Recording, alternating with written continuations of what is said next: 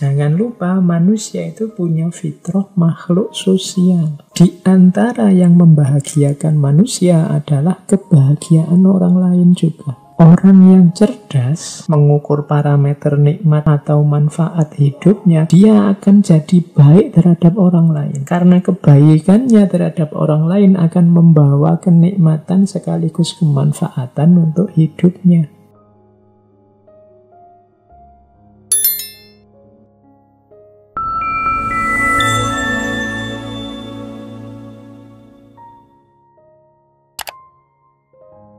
Assalamualaikum warahmatullahi wabarakatuh. Bismillahirrahmanirrahim. Sebut satu tindakan yang pasti jahat. Misalnya pembunuhan berencana. Ini kan jahat, guys. Bunuh itu jelek, apalagi direncanakan dulu. Lalu ujilah dengan jelas, dengan teliti. Temukan jika kamu bisa mana yang disebut jahat itu secara faktual atau nyata. Engkau tidak akan menemukannya. Itu kan ada peristiwa, orang bunuh orang, orang merencanakan bunuh orang. Perbuatan ini kan sifatnya netral. Jahat tidaknya tidak kita temukan di perbuatan itu, tapi kita temukan, tuh lihat kalimat selanjutnya, engkau tidak akan menemukannya sampai engkau menggunakan perasaanmu.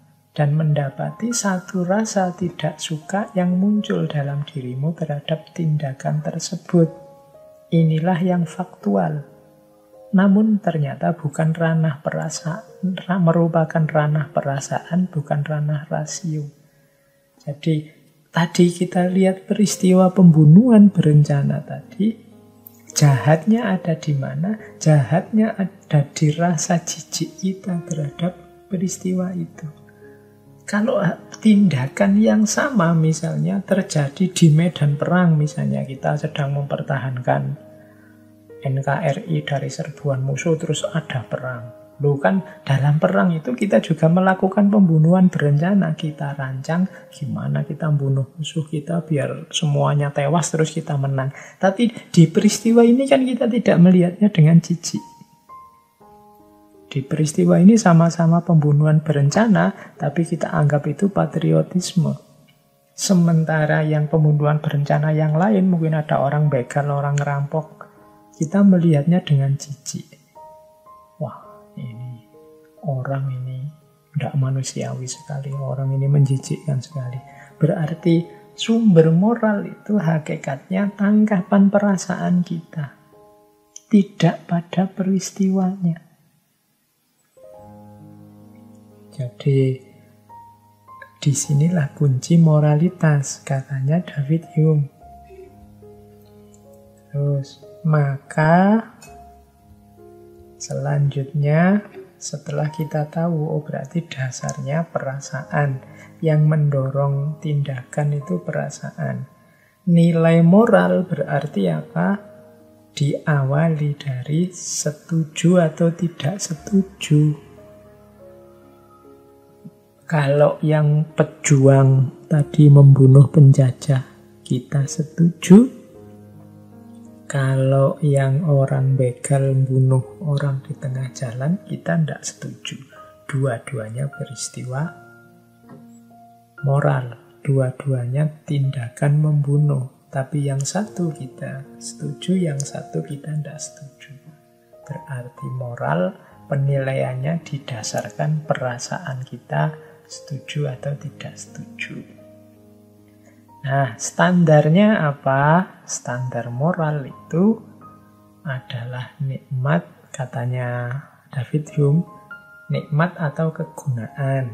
Kita biasanya setuju sesuatu yang menurut kita memberikan nikmat atau memberikan guna atau manfaat.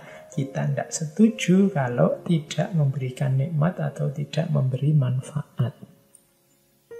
Jadi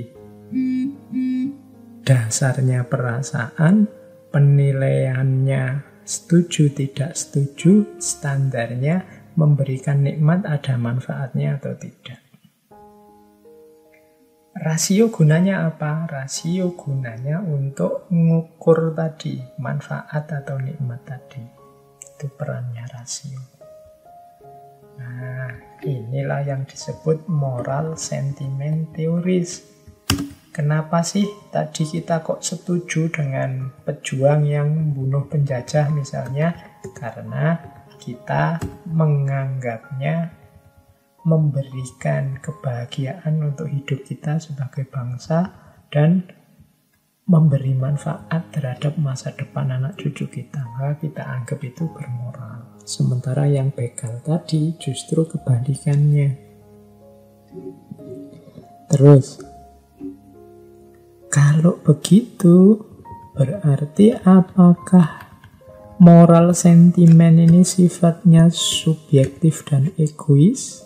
Ingin mencari enaknya sendiri atau menangnya sendiri? Tidak. Katanya David Hume, karena sumbernya moralitas itu adalah perasaan. Kita nyaman, kita senang, kita setuju. Jangan lupa manusia itu punya fitrah makhluk sosial. Di antara yang membahagiakan manusia adalah kebahagiaan orang lain juga. Kita gembira kalau orang lain gembira, kita sedih kalau ada orang lain sedih. Ini implikasi dari bahwa manusia itu butuh orang lain, manusia makhluk sosial. Jadi jangan khawatir nanti orang jadi egois dengan moral sentimen teoris ini. Orang yang cerdas tadi mengukur parameter nikmat atau manfaat hidupnya, dia akan jadi baik terhadap orang lain. Karena kebaikannya terhadap orang lain akan membawa kenikmatan sekaligus kemanfaatan untuk hidupnya. Kalau pakai istilah lain, teorinya David Hume ini hedonisme, tapi hedonisme yang tidak egois. Ingin senang, ingin nikmat, tapi sadar bahwa kenikmatan dan kesenangannya itu di antara kuncinya adalah kemampuannya untuk memberikan nikmat dan kemanfaatan pada orang lain. Sebagai implikasi dari fitrahnya sebagai makhluk sosial. Nah, ini teori moral yang khas dari seorang David Hume.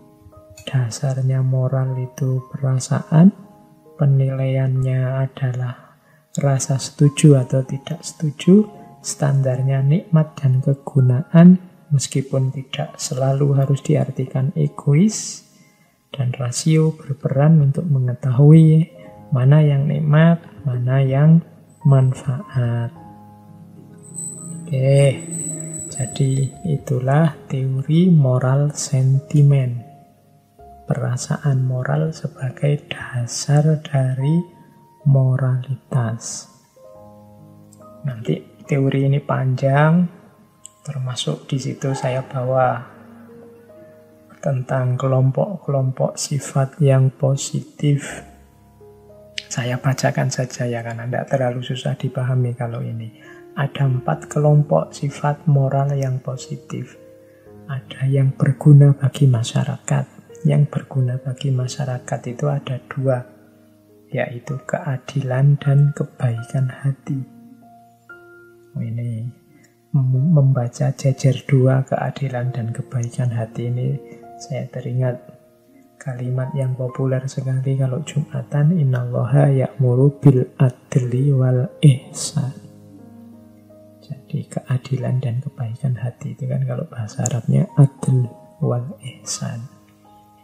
Kalau 2 ini hidup, maka melahirkan manfaat yang luar biasa bagi masyarakat. Yang kedua, yang berguna bagi diri kita sendiri.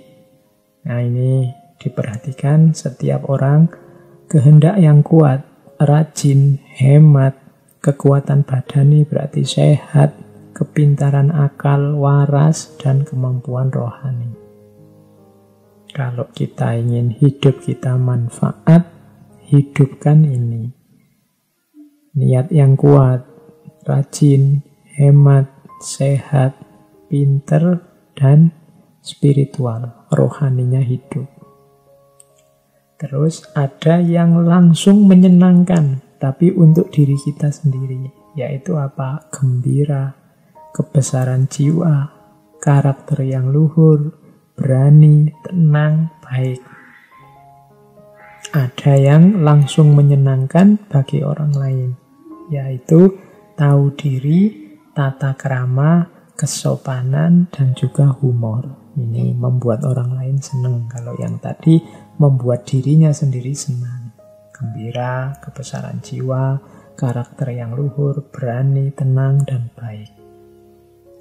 Jadi kalau tadi parameternya moral itu yang berguna, manfaat, dan yang menyenangkan, nikmat, maka yang berguna bagi masyarakat itu, yang berguna bagi diri sendiri itu, yang nikmat menyenangkan bagi sendiri itu, yang langsung nikmat menyenangkan bagi orang lain itu. Silahkan dicermati sendiri. Kelanjutan dari teori moral sentimen dari David Hume. Oke, kita lanjutkan. Selain teori moral, banyak sebenarnya isu-isu yang diangkat oleh David Hume. Beberapa kita bawa malam ini untuk mengakhiri sesi empirisisme. Yang pertama, kita lihat pandangannya tentang identitas dan atribut.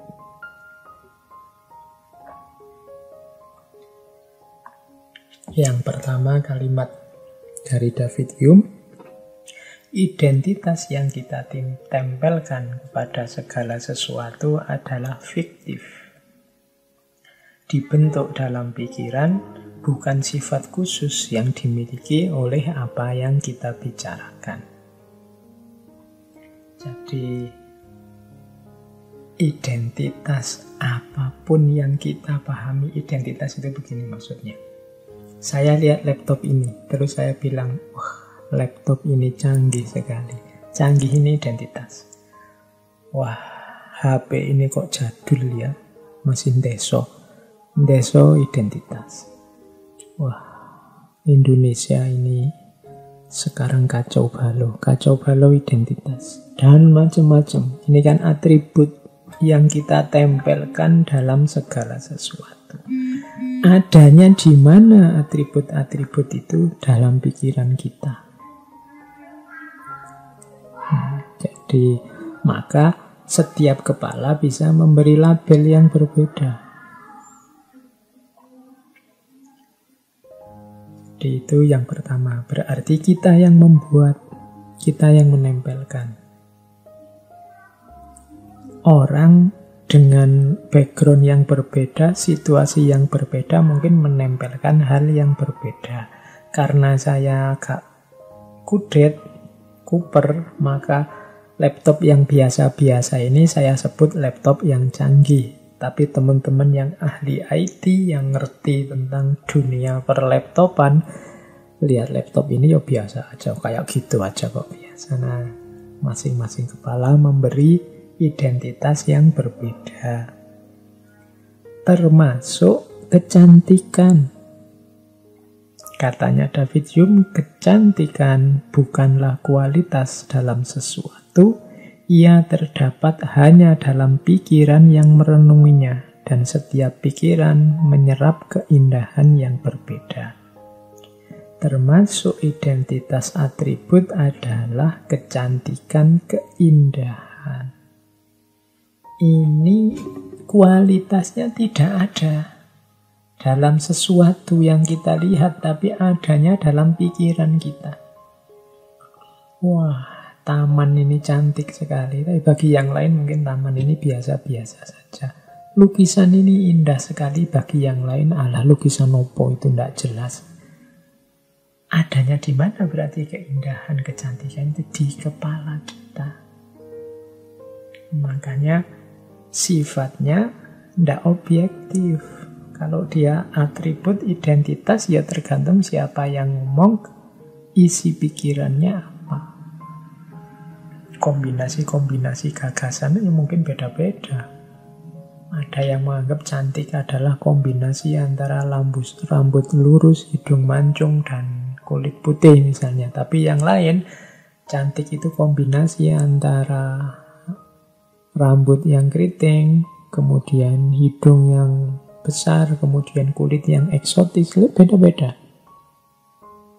Kalau sama ya kasihan nanti ada yang tidak laku, ada yang laku. Tapi kenapa kok semuanya laku? Ya karena cantik itu ada di kepala, tidak ada di objeknya. Indah itu ada di kepala, tidak ada di objeknya. Makanya ada orang yang suka lukisan naturalis, ada yang suka lukisan surrealis, ada yang suka lukisan abstrak. Masing-masing keindahannya ada di kepalanya masing-masing. Kita kadang mengkerut ini lukisan gambar apa ya kok tidak jelas. Mungkin kita sukanya yang naturalis, yang gambar gunung persis gunung, yang gambar orang persis orang. Sementara itu lukisannya surrealis dan seterusnya. Oke. Jadi ini tentang identitas dan atribut. Maka tanggapan kita terhadap keragaman pemahaman, keragaman makna, keragaman atribut yang ditempelkan manusia, ini harusnya membuat kita sadar untuk membangun toleransi, saling memahami. Sebagaimana orang lain menanggapi versinya, aku juga menanggapi versiku. Sebagaimana aku memahami sesuai pikiranku, dia juga memahami sesuai pikirannya dia. Selanjutnya, nah ini bagian menurut saya penting dalam pikirannya David Hume adalah tetaplah menjadi manusia. Ada dua quotes yang saya bawa. Yang pertama, skeptisisme mungkin secara teori tak terbantah. Namun bahkan seorang skeptis harus bertindak dan hidup dan bercakap sebagaimana orang lain. Karena ciri manusia tidak memberinya pilihan. Ada kan teman-teman yang baru belajar filsafat, daya ingin tahunya tinggi, daya kritisnya luar biasa, daya skeptisnya memuncak. Skeptis itu kan meragukan apa saja, mempertanyakan apa saja. Iya, kalau sedang berfilsafat memang begitu, tapi jangan lupa kita ini manusia, kita ini hidup di dunia nyata. Ketika kita hidup di dunia nyata, ya pakai logika kehidupan nyata. Kita butuh kepastian tertentu, kita butuh bertindak, kita butuh hidup, kita butuh ngobrol dengan orang lain. Ini cirinya manusia. Kalau semuanya kita ragukan, kita tidak bisa hidup. Semuanya kita pertanyakan, kita tidak bisa hidup. Mau minum, kita mikirnya, panjang ini. Minuman ini benar manfaat padaku apa enggak ya? Minuman ini kira-kira berapa persen manfaat, berapa persen membahayakan aku? Ini tadi sumbernya dari mana? Halal apa enggak ya? Anak-anak yang beri minum ini beli di mana? Yang dibeli ini orangnya soleh apa enggak? Oh, enggak jadi-jadi minum akhirnya. Skeptis oke, untuk meningkatkan kapasitas pengetahuan. Kritis oke, tapi dalam hidup yang nyata kita butuh bertindak, kita butuh bercakap-cakap, kita butuh bersama orang lain dengan logika bersama-sama. Jadi ya, secara teori skeptisisme mungkin tak terbantah, namun bahkan seorang skeptis harus bertindak dan hidup. Yo, kalau di hadisnya Nabi kan ada itu kan seorang sahabat yang wah mungkin sedang semangat-semangat, gairah beragamanya meluap-luap, terus menghadap Kanjeng Nabi, saya mau puasa terus. Yang satu bilang, saya mau ndak tidur, mau sholat malam terus. Ada yang bilang, saya mau hidup mengabdi pada agama, ndak kawin. Terus Kanjeng Nabi bilang, saya makan ya puasa. Saya ya tidur ya sholat. Saya juga kawin. Jadi jadilah manusia yang biasa-biasa saja. Aku sholat malam tapi juga tidur. Aku puasa tapi juga berbuka. Aku juga manusia biasa yang menikahi wanita. Kalimat terakhir, faman rohiba an sunnati falaisa minni. Itu semua hidup secara biasa yang tidak terlalu memaksa, tidak terlalu ekstrim. Tadi jalanku, sunnahku, maka barang siapa yang memiliki sunnahku, tidak termasuk kelompok.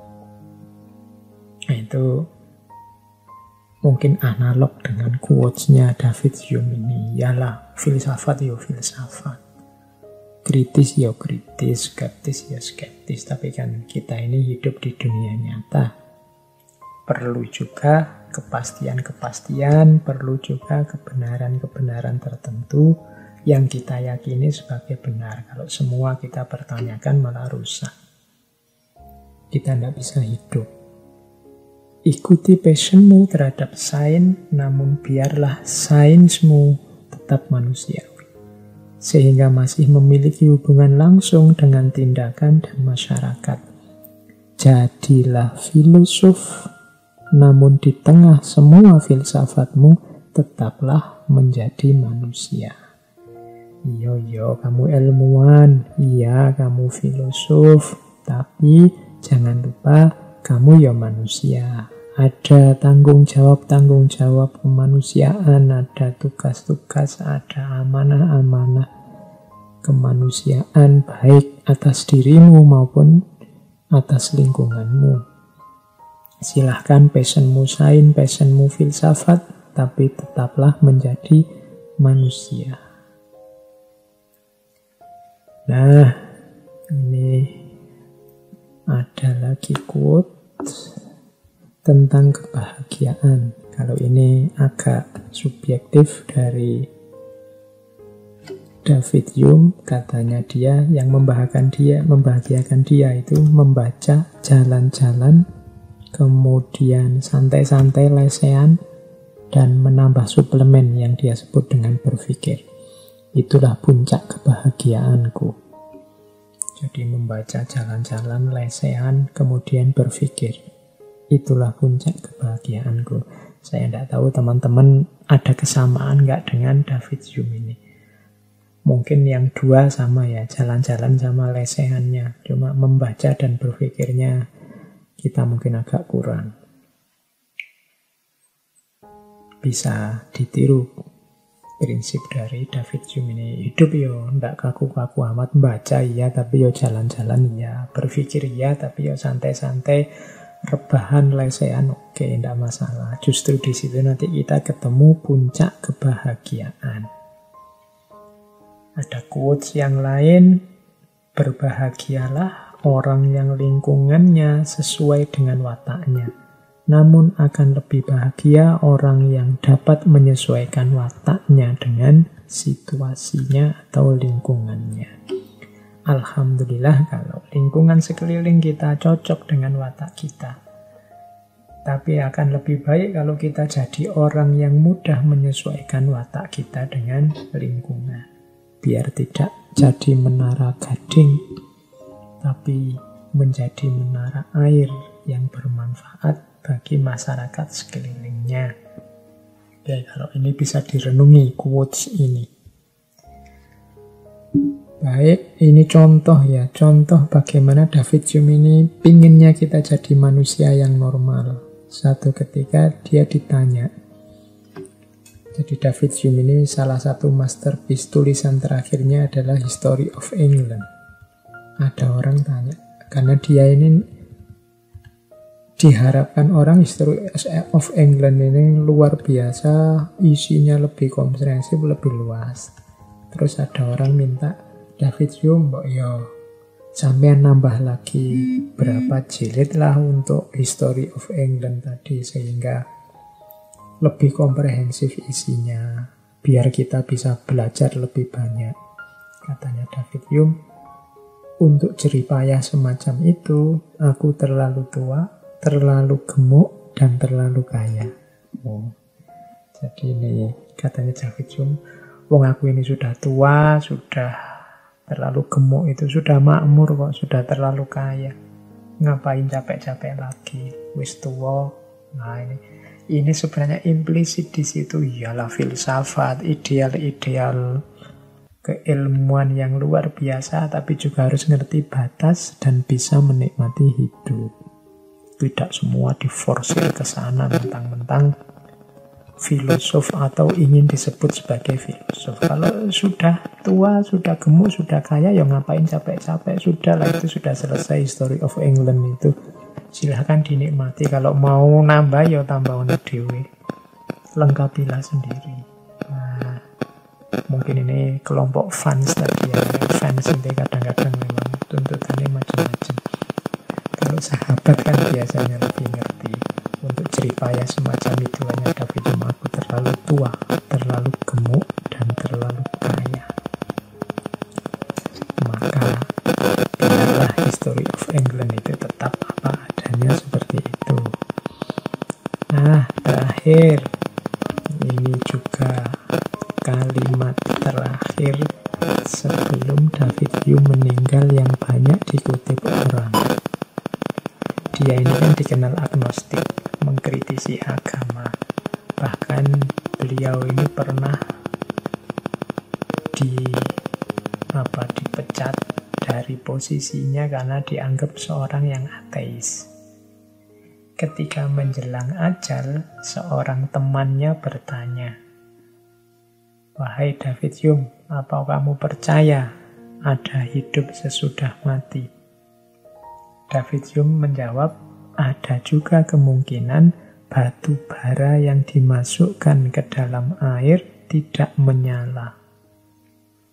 Oh, ini hubungannya dengan banyak teorinya yang di depan tadi. Bahwa hidup ini sebenarnya isinya kemungkinan-kemungkinan yang tidak terbatas. Tidak ada satupun yang mutlak benar, karena manusia ini hidup dalam keterbatasannya. Ini salah satu kritiknya terhadap induksi tadi. Ya, dalam hidupnya David Hume menyatakan tidak percaya ada hidup sesudah mati. Tapi kan bisa jadi dia juga salah. Wong yo kemungkinan sifatnya tak terbatas. Maka David Hume menjawab, ada juga kemungkinan batu bara yang dimasukkan ke dalam air tidak menyala. Nah, oke, dari situ gagasannya David Hume ini sebenarnya bisa kita tarik ke ranah bahwa sains itu yang dianggap pasti, yang dianggap zaman awal modern sebagai kuncinya peradaban, dia juga penting, dia juga luar biasa, tapi sifatnya tidak necessary, tidak pasti, tapi sifatnya kemungkinan-kemungkinan. Masih banyak kemungkinan-kemungkinan yang lain yang bisa dipakai untuk menjelaskan kenyataan. Jadi untuk menjelaskan penyakit ya secara sains ya dokter, tapi bukan berarti yang dukun atau yang paranormal tidak bisa. Mungkin dari sisi yang berbeda mereka bisa menjelaskan, dan itu pun salah satu kemungkinan. Itu ilustrasi contohnya begitu. Berarti dalam hidup ini ya kita harus selalu berkembang, selalu bergerak untuk menutupi kelemahan-kelemahan, kekurangan-kekurangan kita terus-menerus. Jangan mandek, karena bahkan sains pun sifatnya hanya mungkin benar, mungkin relevan, mungkin cocok, karena sains ternyata dasarnya induksi. Terakhir, kita tutup sesi malam hari ini dengan salah satu quotes dari David Hume, "The truth springs from argument among friends." Kebenaran akan lahir di tengah argumentasi di antara para teman. Maka teman-teman yang ikut ngaji, jangan bosan-bosan untuk adu argumen, jangan bosan-bosan untuk terus berdiskusi, terus mengikuti kajian-kajian di antara kita sesama teman. Karena dari situlah nanti kebenaran akan muncul. Obrolan kita malam hari ini selama hampir 2 jam, mungkin tidak semuanya melahirkan kebenaran untuk hidup kita, tapi 1-2 insya Allah ada the truth yang muncul. Obrolanmu dengan teman-temanmu juga mungkin Ya ndak semuanya daging, ndak semuanya isi kebenaran, tapi 1-2 kebenaran insya Allah muncul. Ndak selalu harus dari isinya, tapi bisa jadi muncul hal lain. Karena kajian tentang sesuatu itu kan ada level-level penerimaannya. Menurut saya yang paling bagus kajian itu tidak sekedar bisa dipahami, tapi menginspirasi. Menginspirasi itu melahirkan kebenaran yang baru dari sekedar yang disampaikan.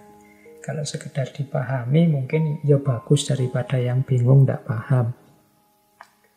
Yang bingung tidak paham ya lebih bagus daripada yang hadir tidak jelas mau apa.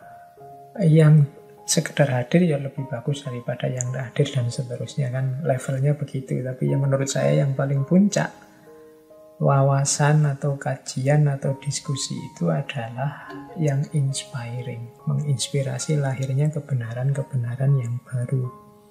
1 bulan ini kita sudah belajar tentang filosof empirisisme yang basis berpikirnya adalah realitas kenyataan. Beberapa mungkin kita tidak cocok, tapi semoga menginspirasi. Menginspirasi itu melahirkan gagasan baru, kebenaran baru yang bisa saja kebalikannya dari yang disampaikan.